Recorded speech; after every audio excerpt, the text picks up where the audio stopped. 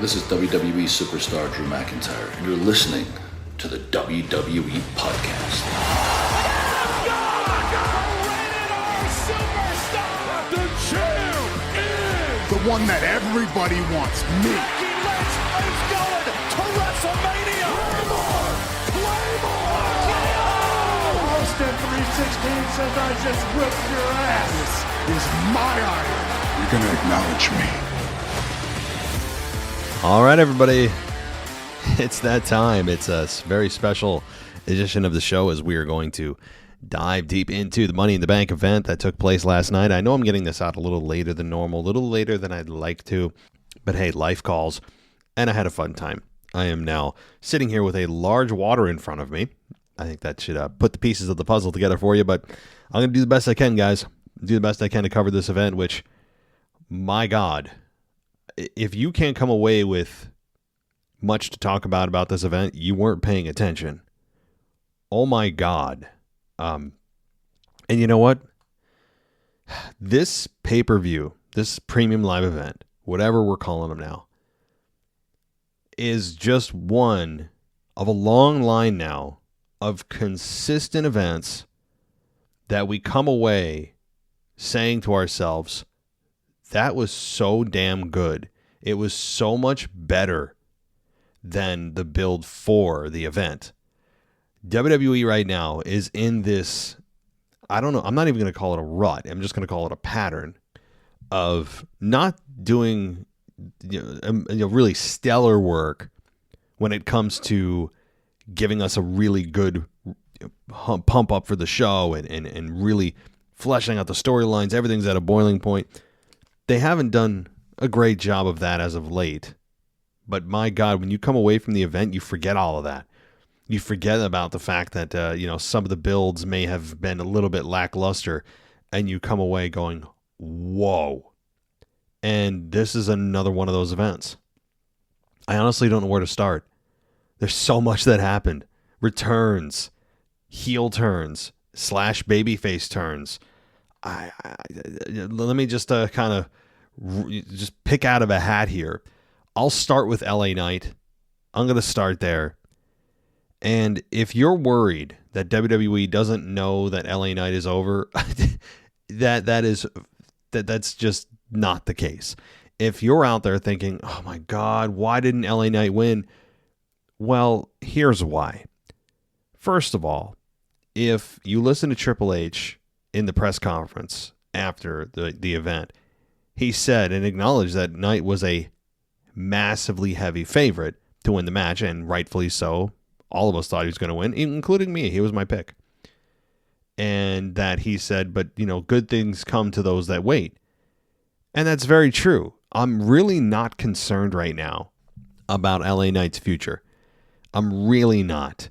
The key now is, from our perspective as fans, is we need to continue to support him. And in fact, this may work with him instead of against him, because the more it seems as if the system isn't with him, the more the fans try to get with him and support him and be louder for him so that the system hears, right? Well, I think that's actually the smarter approach. As much as I wanted LA Knight to win and I thought he would win, it makes maybe a little more sense. Of course, the thing is, we're blind to what they want to do with him now. They're blind. We as fans don't know what that other plan is. Is it the Rumble? Is it him winning a tournament in a month to face Roman Reigns? I mean, we don't know. Many of us have speculated he's going to go the road of facing Austin Theory and winning the United States title, which makes total sense to me. If you want to make that a pit stop on the way to the world title, is he going to be the one to beat Roman Reigns? Right now, I'd say no, but if LA Knight catches fire to the point where he's undeniable and it's a consistent, just thunderous ovation for him on a weekly basis and not just one-offs, then you can make the case. But we're a little bit far away from that right now. Right now, my thinking for LA Knight is, yeah, he lost. Damian Priest won, and we'll get to that too. But I think LA Knight is in just a fine position. I'm not worried about it at all. I'm really not. Especially with the post-conference or the post event press conference with Triple H basically acknowledging, hey, there's more than one way to get this done. And winning is actually, by the way, Triple H didn't say this is my own words, that winning that Money in the Bank briefcase is usually tailor-made for a heel. Now, would you want LA Knight to just be shot to the top and get an opportunity and take advantage of a downed champion to win? No, you don't. And clearly the plan that you have for LA Knight, that they had for LA Knight, was not derailed by the recent explosion for LA Knight, that they just forged ahead, and I respect that. They forged ahead and said, guys, we'll get to LA Knight. We're moving forward with our plans with Damian Priest winning. Now, what does it mean for Damian Priest winning? I mean, there's clearly tension with Finn and Damian. That occurred during the match with Finn Balor and Seth Rollins. And it was my prediction that something like that would happen. And it did. And clearly we're headed to Finn Balor versus Damian Priest. But there's no title on the line here. Even though he's Mr. Money in the Bank, there's no title on the line. But that's okay. I don't think there needs to be right now. And I think that'll immediately turn Finn Balor babyface and turn keep Damian Priest a heel. So that's what's coming in the near future. Now, who he's going to cash in on? Probably Seth Rollins, probably later in the year, maybe even towards WrestleMania. I mean, I could see Damian Priest holding this briefcase for a while. And the reason is Seth just became champion a month ago. Why would you cut this short with not only doubling down on heel champions, but going back to the heel champion dynamic, which we've been dealing with on SmackDown for 3 years now? Seth is supposed to be the anti-Roman. For all the criticisms that I give Seth and the way that they treat the championship and how ridiculous that you have a champion that'll allow anyone to fight for the belt, which honestly, it's almost like he's allowing anyone to have a Money in the Bank briefcase. It's almost figuratively like that. The way that Seth Rollins and management and creative have presented the world title, it's almost like everyone backstage has a Money in the Bank briefcase that they can cash in at any time. Why? He said he'll fight anyone at any time, anywhere, ever, right? So you don't need to qualify. You don't need to earn anything. You just come out and challenge him anytime, and he'll allow you to fight him for the belt. So really, does Damian even need to have the physical manifestation of said briefcase or said opportunity? No, not really, right? When you think about it, the way that they've presented it, everyone's got a Money in the Bank briefcase. Everyone, every man back there does.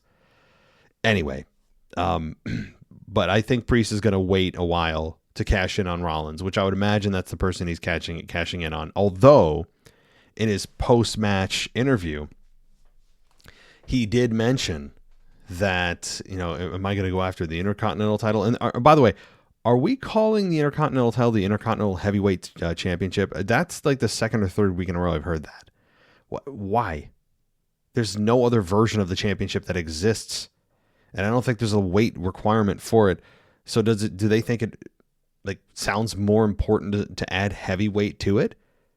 The title situation is just so wonky between the fact that the number of titles don't match up with the physical belts that are being represented, and that's been going on for a while. For some of the belts, they're unified. For other belts, they're not. It's just bizarre. It's so there's just no.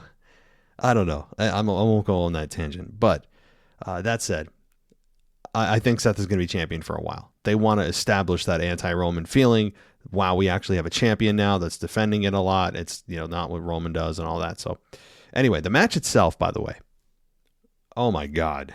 I was watching it driving home this morning, feeling a little under the weather. I had a 2.5 hour drive this morning back home. And I was watching it in my car, as irresponsible as that was, I know. But I was watching as best I could in and out of cell service. And, I saw the Logan Paul moment, and I said, I literally, my jaw, I go, oh my God. That looked so dangerous, brutal. I mean, everyone in the match deserves an absolute standing ovation. It was a such a good match. I have no complaints from a physical standpoint. The dynamic of how the match went. Obviously, the support for LA Knight was off the charts, as expected. Logan Paul, the ultimate heel of the entire matchup. But the bumps he took are what we expected him to take. He added to the match. No question about it, he added to the match. So, that bump he took, though, off the ring ropes, through the tables, he nearly paralyzed himself. I mean, let's just be straight. He nearly snapped his neck and was in a wheelchair the rest of his life. I mean, that's how close he came. I don't care how tough he is.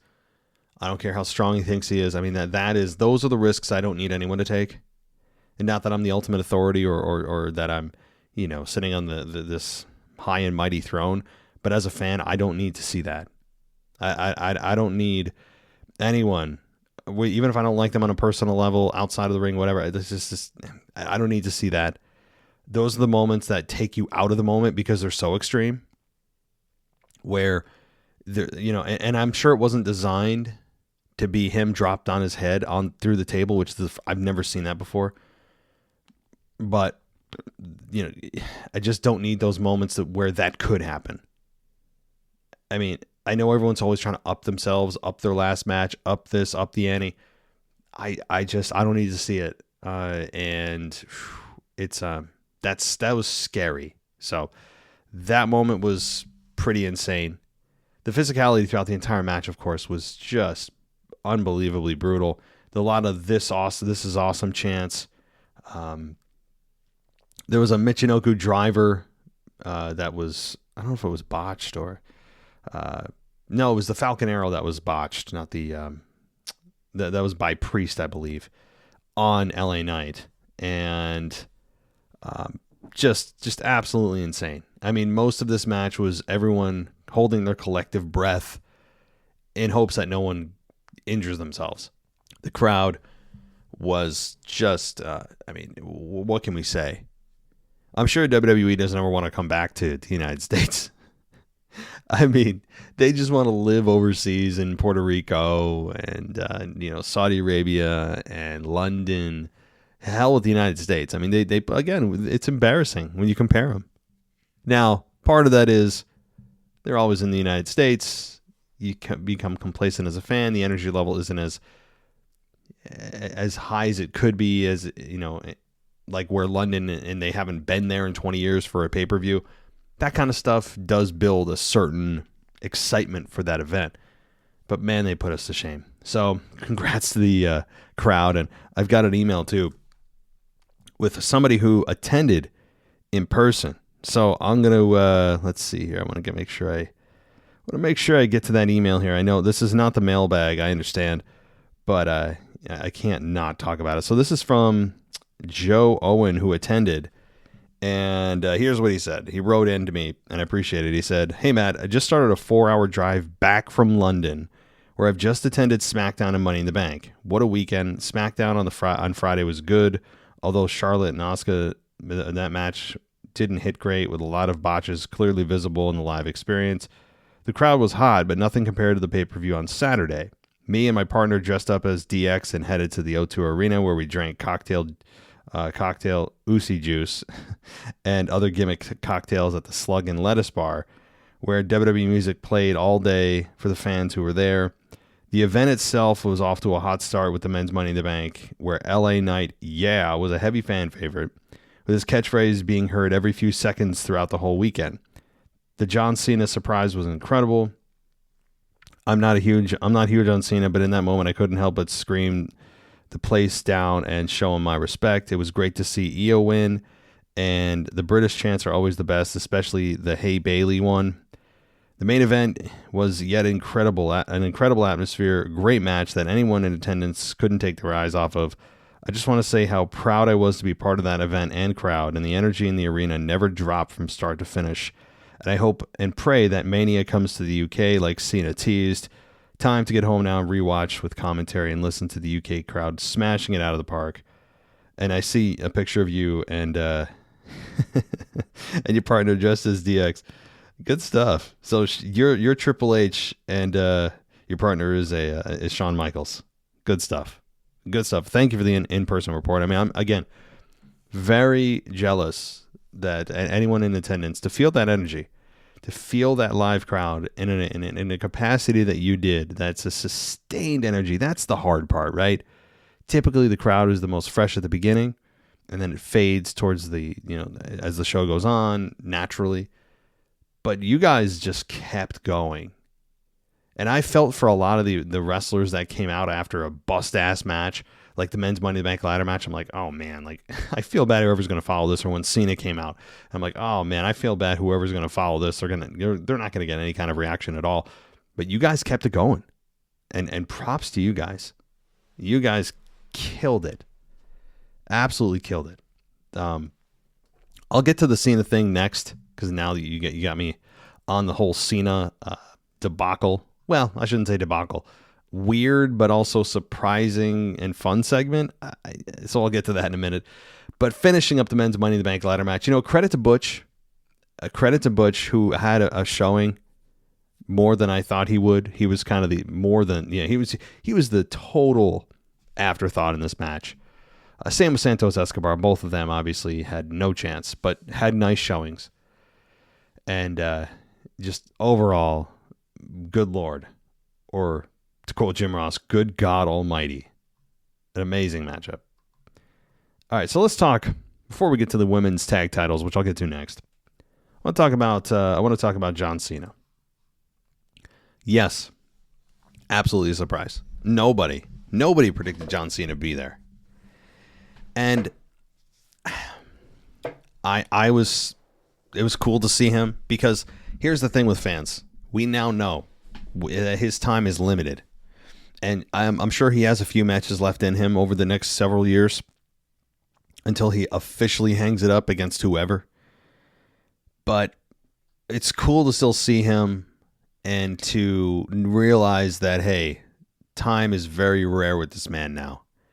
And as we get closer to the end of him being in an in-ring competition, in-ring competitor at all, we're going to appreciate him, show our appreciation, from 2002 till 2023. He's had a hell of a run. Now, of course, he hung up the boots in a full-time capacity many years ago. Well, several years ago. So, but he's been in and out and doing a lot of promotion for the company, and, has been very prominent in Hollywood. So for him to come out here and do what he did was still cool. That said, and the pop was crazy. That may have been the pop of the night. May have been. Because there was other things, other returns too. But let me just talk about the content of his promo. So he's out here to, let me get this straight, right? So what we're supposed to take out of this, and I'm not trying to diminish this segment, because it was memorable and it was loud and it was very impassioned by the fans. And you guys, the fans really made this part. I mean, the fans, you guys in the UK and London did kill it here. But let me get this straight. So John Cena, who's scheduled on the show by management, comes out to tell management that they need to bring WrestleMania to the UK. It's kind of weird, right? A little meta going on here. A little like fourth wall breaking, where John Cena, who's signed to the company in some kind of, I'm sure, the Legends contract, right, is a part of the creative for the night, but it's also telling management to bring WrestleMania to London. It's a little weird, but he's acting like he's the voice of the voiceless. No, everyone knows London needs WrestleMania, of course. I mean, they deserve it. The crowd obviously has shown what they can do and what they will be. And I don't have a problem with it at all. But for John Cena to start being Mr. Rah-Rah, that has always been my least favorite version of him, when he's just so pandering and just...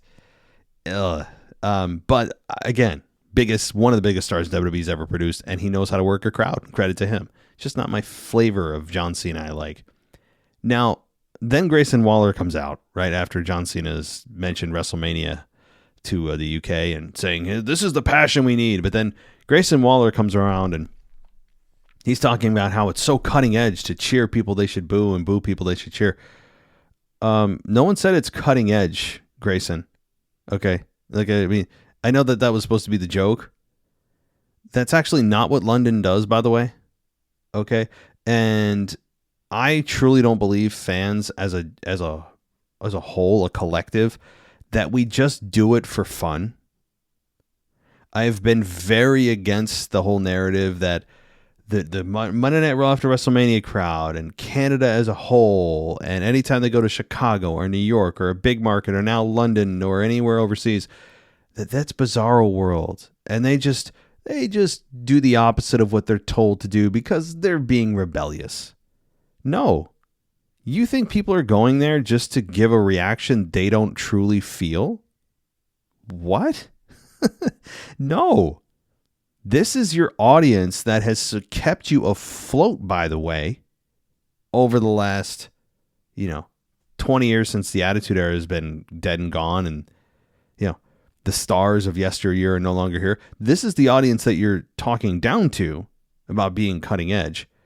I mean, I don't know. And this isn't really against Grayson Waller. It's more of just the narrative of the announcers every year trying to talk away reactions that they don't approve of beforehand. They're almost like disapproving of it before it happens. I mean, I can't how many times we've heard that, right? Okay, I'm going on a tirade. I've made my point.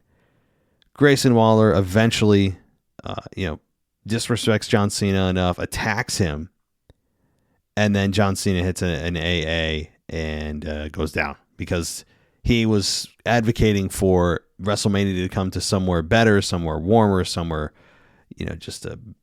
somewhere like, hey, his home country of Australia. And the crowd booed vehemently, and there were a lot of F him up chants. I think there were F him up chants, and a lot of chants I honestly don't understand. I don't know if it's the accent in London. There's a lot of chants that I know you guys do for sports teams and things. What is the whoa am I just, is that is that soccer? I don't know, but it's all the time, and I never know where it comes from. And then you guys chanted a lot of stuff that I couldn't make out.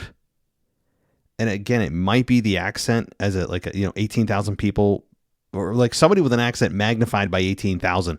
I was like, what? I'm not sure what you guys are saying.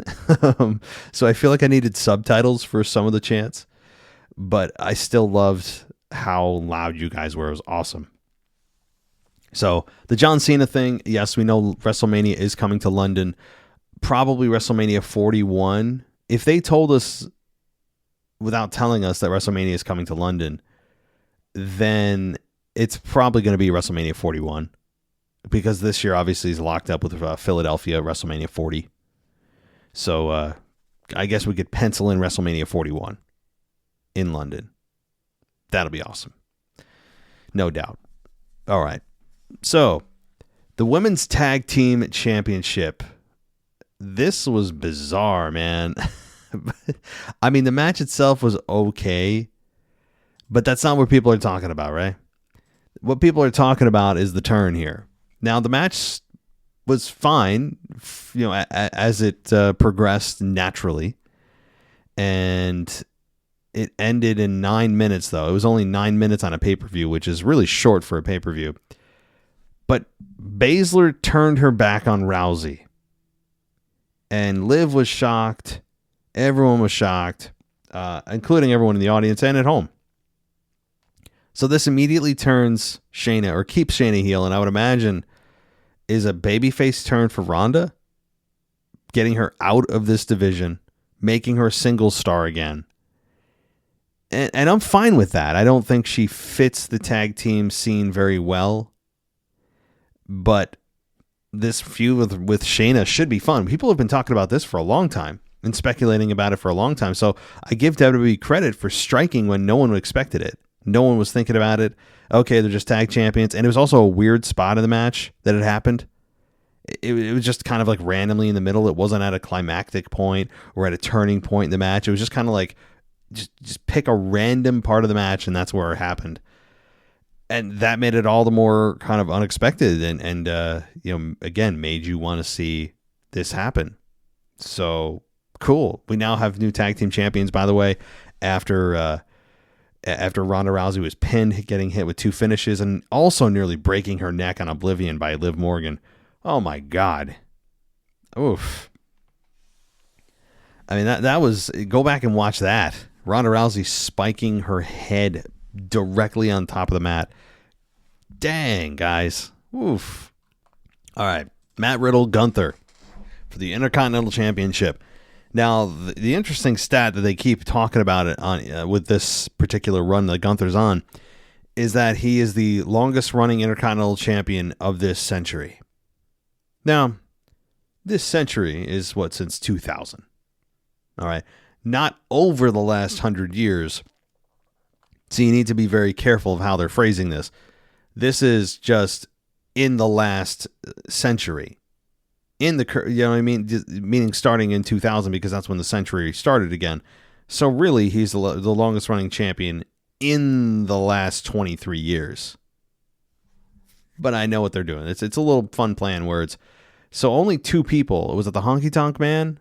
And I can't remember the other person that has held the Intercontinental Championship longer. I would expect Gunther to surpass whoever is in this rarefied air.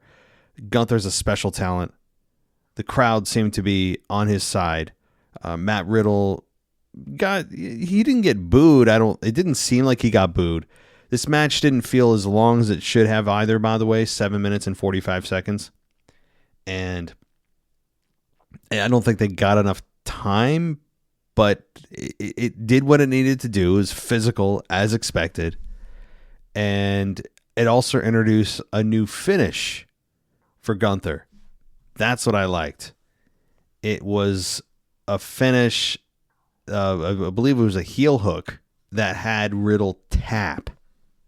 So that was very unexpected, but it also was nice to see him expand his arsenal. Now, this is also not what we're going to be talking about, because the after-match antics is really what is the talking point, and that is Drew McIntyre returning. Massive pop. I mean, it was deafening. And also, apparently there were no issues with McIntyre and creative and their cash, and he's leaving the company. Michael Cole even talked about how the demise of Drew McIntyre in WWE is, is clearly not happening. I don't know, something like that. And then Triple H, even in the press conference after, said that if Drew had a problem, that that's news to me, and he was simply out with injury and got a couple of nagging injuries fixed. So I'll take Triple H at face value, and if that's the case, guys, that just tells you, even in this world of just ultra information sharing and everything's done at lightning speed and everyone knows everything about wrestling, we don't. So I don't know where those rumors came, and I fell for them too. Whether they were supposed to be deceiving or they were meant for actual news or whatever. I believe that there was a problem with McIntyre in WWE, but apparently that's not the case. So he was just out with injury, getting himself physically fixed. But McIntyre confronting Gunther was fun, and he eventually did get the Claymore on Gunther, and then stood there holding up the Intercontinental Championship. Now, I did just say that I think Gunther will beat all records and be the number 1 longest running IC champion of all time. But Drew McIntyre, a returning Drew McIntyre, it scares me that he could end Gunther's run. That does scare me. Now, I like Drew McIntyre. I respect his work. He is just a kind of a throwback wrestler. He always puts on good matches. He's just solid promo. He is a guy you want on your team. No doubt about it. But the problem is you've got also one of the best runs in the Intercontinental Championship's history. And you're close to having Gunther be the number 1 guy of all time. It's a tough call. And we'll have to see how that plays out towards SummerSlam, because I think this is the first time that Gunther is going to have his championship truly up for grabs. And I think most fans are not going to look at the SummerSlam match, presumed SummerSlam match with McIntyre, and say, yeah, it's definitely going to be Gunther who retains. You know, it'll be a good match, but Gunther retains. We've said that for a long time now. Same with Roman's matches. And this is the first time that we can say, I don't know, right? So we'll see how it all plays out over the coming weeks, because I think SummerSlam is in 5 weeks. 5 weeks from Ford Field in Detroit. So back to the United States, back to embarrassing crowd reactions. I guess comparatively, right? Comparatively. All right, let's keep going here. And we've got Cody Rhodes and Dominic Mysterio. Again, this match, most of us predicted that we'd have Brock Lesnar interfere. And there was no Brock to be found. None. Even the reports that I tweeted out that were being run around the mill turned out to be false, or they changed. Brock was nowhere to be found. And I'm not disappointed about that, because we all know Brock is going to be facing Cody at SummerSlam, no question. It's just we all thought it was going to be in this match to screw Cody, and it didn't happen. This was pretty much a matter-of-fact win for Cody. The biggest story here for me was Rhea Ripley's hair. I mean, damn, girl. I mean, she wears it well. She's just, she's so unique. And, excuse me, her hair was, I don't know, the story. It was very distracting to me, and I don't mean that in a bad way. It was badass. So, her hair was good, but the match, it was smooth, right? Like, there was nothing wrong with the match from a physical standpoint. We had Dom do his, what he should have done. Cody hits the Cody Cutter.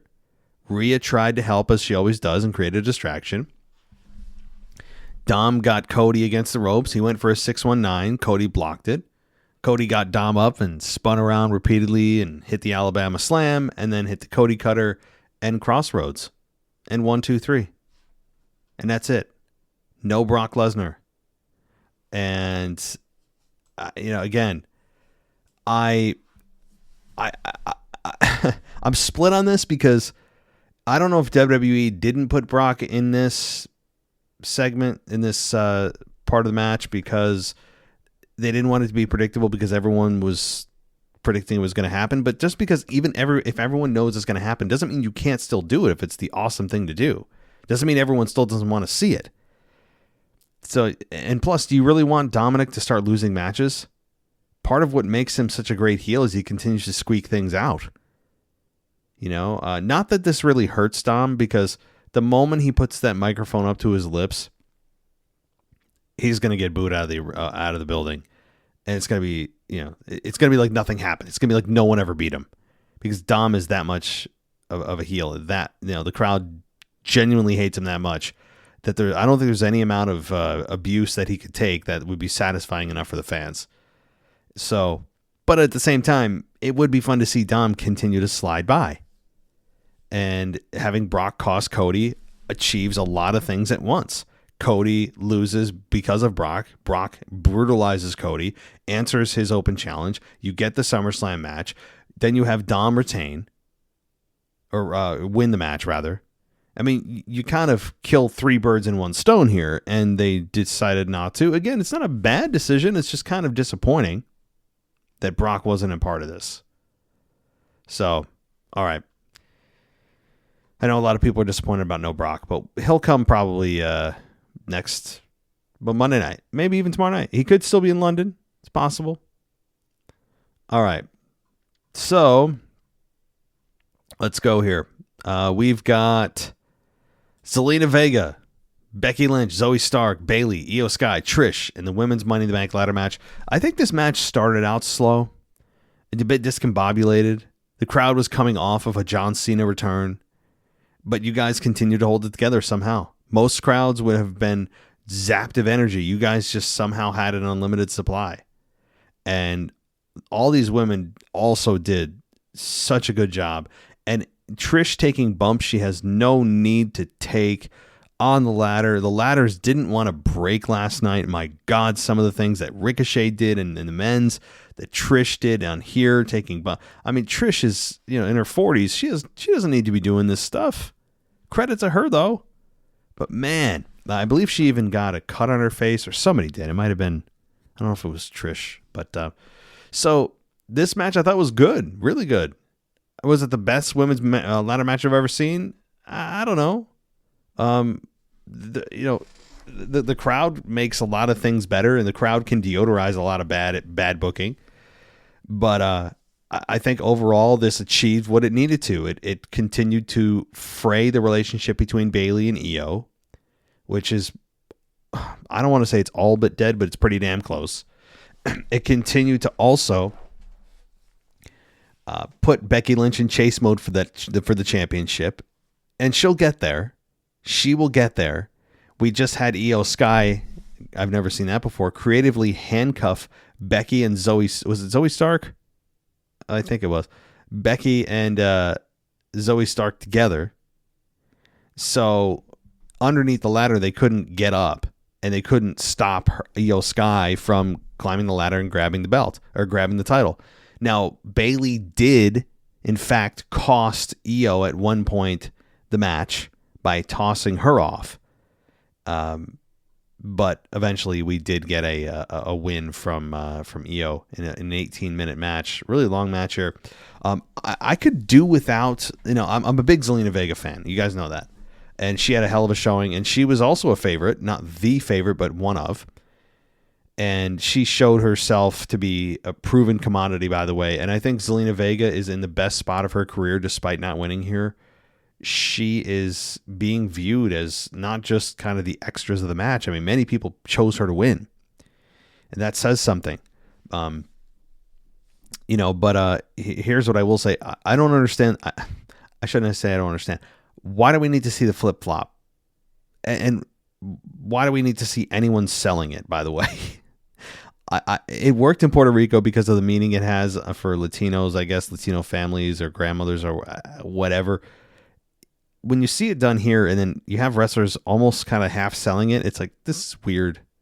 Okay, I don't know. She's trying to make it a thing. I don't think she realizes we're not in Puerto Rico anymore. And most people are going, huh? This thing again? It's weird. It doesn't do anything. It's the most soft object. You might as well just be using a pillow, right? I mean, seriously, someone take one of those like Old Navy flip-flops and hit yourself. It's not going to exactly, put you down for the count. Okay. I know it's more about the meaning behind it, but no one gives a damn about the meaning behind it. Just win the match. I know what she's trying to do. I appreciate the effort, but we're not in Puerto Rico anymore. All right. Lynch did not win, though. Again, as I said, she will eventually face Rhea Ripley, and maybe she even does at SummerSlam. Again, this is not the end of the road for a lot of people that didn't win this. This is, in fact, just the start for some. And for Becky Lynch's ride back to the championship, it could have started last night. And she could end up facing Rhea for the belt at SummerSlam. I think that's a real possibility. So, all right. Then we got Rollins and Balor. This match was 12 minutes. And I have to say, I wasn't super crazy about this match in terms of, I think a lot of us made this match unfairly high of a standard.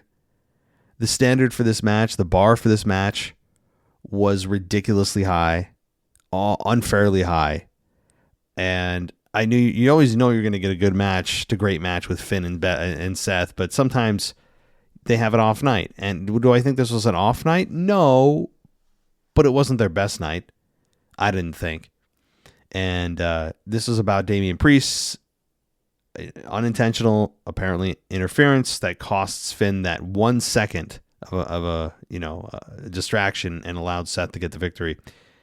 But the taped up ribs that they were talking about did help, and I was hoping that they would do something, because on Raw, after the beating after Seth took a beating from Finn Balor the week before of just being stomped on and stomped on and stomped on over and over and over, and he's talking about how much he's hurting, and I'm like, can we get a visual aid here?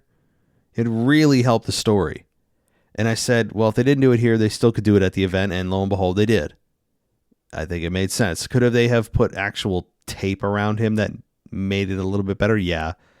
They could have actually used the athletic white tape that, we have Riddle put on his ankles around the ribs of Seth. I think that would have been a little better, but fine. He used the, whatever the latest, I don't even know what you call those. Cesaro used to put them all over his body for every match, whatever that brand or that type of medical tape is. But nonetheless, it did help with the story. We also, guys, interestingly, God, there's so much news. Cole hyped Edge appearing on the Grayson Waller Effect on Friday's SmackDown. So we're going to learn. I'd imagine he's coming back for SummerSlam. And guys, we all need to treat this as the last tour for Edge. Not that I think he's not going to die, okay, but I mean for his career. I think this is the final call for Edge's career. He's hitting SummerSlam. He'll hit maybe Survivor Series and go to Mania and then call it a career at WrestleMania 40. It's a nice round number. He said he's reaching the end of the line. So let's embrace and enjoy Edge while we can, because I think this is truly it. So that said, though, we'll find out who he's going to face at SummerSlam. Maybe it could be Grayson Waller himself. Help build a new star, right? It could be. So we'll find out Friday. All right. Let's see. We got the main event now. The main event. And boy, this was emotional. The pacing of this match was spot on, although at times I think it a little too slow. I'm all for slow pacing, but sometimes it dragged a little. But the match storytelling was brilliant. The in-ring psychology was brilliant. And I know people have also been pointing out that Paul Heyman is carrying around the plate name of Brock Lesnar on the WWE Championship. And my answer to that is I don't think I would read too much into that, because that's the belt he took from Brock at WrestleMania 38. So that's it. I don't think we have to read into it much more than that. Anyway, this was really good. Okay. The head games with each other, the kickouts of finishes, the yelling at each other during the match. It was really good. And the ref bump, I said, oh boy, who's coming out? Who's the new member? I actually maybe even thought Brock would join forces with Roman here out of nowhere. Something wacky to get the victory. And it was a 1D on Reigns, but no referee. And Solo Sikoa played his part very well too. Always does. And a lot of this is awesome chants. A lot of F you Roman chants.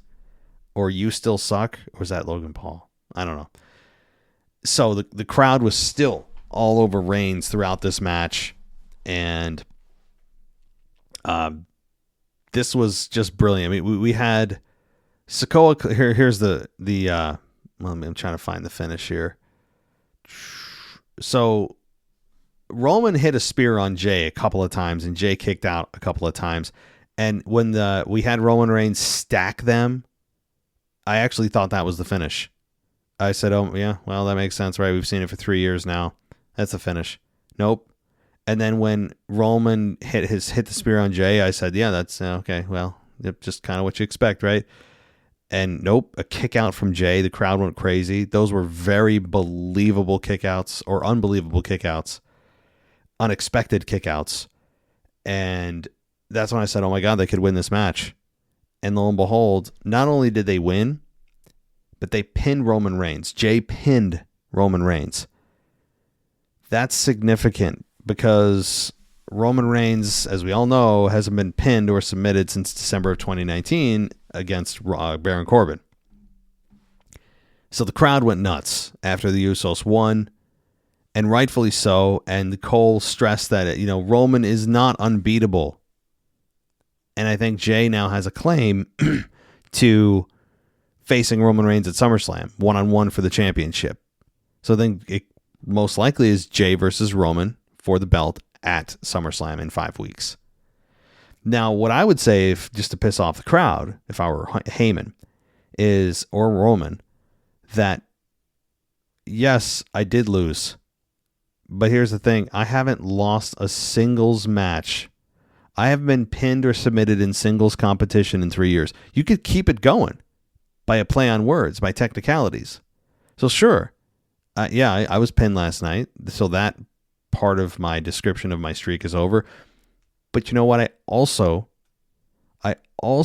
haven't lost a singles match in singles competition in 3 years. So you could still pull on that, because I believe that's true. He's lost a couple of tag matches. Losing a tag match is actually not something he hasn't done before. He did it on New Year's Eve on SmackDown when he faced John Cena and Kevin Owens. So he lost before. He just wasn't part of the decision. So I figured if Roman was losing here, it wouldn't be part of the decision, but they included him in the decision, which is a very key detail. So that's, to me, leading to a Jey Roman match at SummerSlam.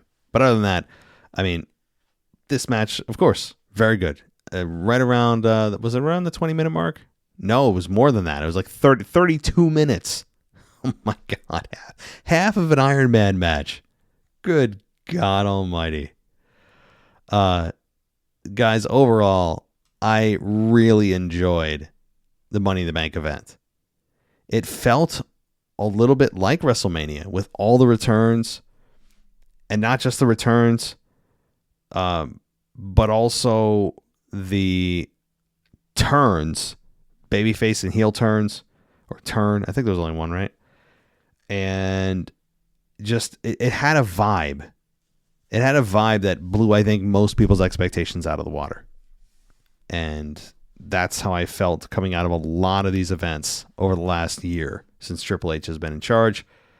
Sure, if Vince is in charge or partially in charge, whatever this is, though, I don't care who's in charge of this. I mean, the build hasn't been always the best, but the delivery, the execution has surpassed most people's expectations. I thought this was, from an A+ to an F show, I'd give it an A. A out of an A+ maximum. Just well executed. The effort, the vibe, the crowd, my God, adds so much. So I just don't want people trying to kill themselves. Okay, I don't like Ronda Rousey. I don't like Logan Paul. Doesn't mean I don't want to. I want to see them paralyzed, right? No, but wow, what a pay-per-view! McIntyre's back. Cena being the voice of the voiceless, apparently, for WrestleMania in London. Very unexpected there. We had Io Sky winning the women's Money in the Bank, probably going to cash in against Asuka at SummerSlam. You would imagine that's where they're headed. But overall, guys, really, really good event. And I hope you guys follow us on Twitter. You can find us under the WWE podcast there, or you can go ad-free at patreon.com/WWE podcast, or Apple has an ad-free button. We're running a free 7-day trial over at Patreon. If you're interested, check that out. We also, again, ad-free on my website, WWEpodcast.com, or get our merch, WWEpodcastshop.com. So check it out there. And I really appreciate it, everybody. Boy, we got a lot more to cover with Money in the Bank. You guys have heard from me, but tomorrow night, Anthony DeMarco joins us, which means we're going to have a lot to say in the Money in the Bank event. A lot to say. And we'll pull some things out of our head that I'm sure we didn't expect to, as we always do. We seem to bring the best out in each other. So tomorrow night will be the current state of WWE. Tuesday, we'll bring on a co-host for the Monday Night Raw. Wednesday's your mailbag, and then that'll wrap myself up for the week. But a lot of content between now and then. So thank you, everybody, for listening. I appreciate it. Talk to you next time, and take care. Thanks for listening to the WWE Podcast. Don't forget to subscribe on your favorite podcast app so you don't miss a show, or head to WWEpodcast.com. And for all of these shows ad-free, head over to patreon.com/WWE Podcast. Until then, we'll see you next time.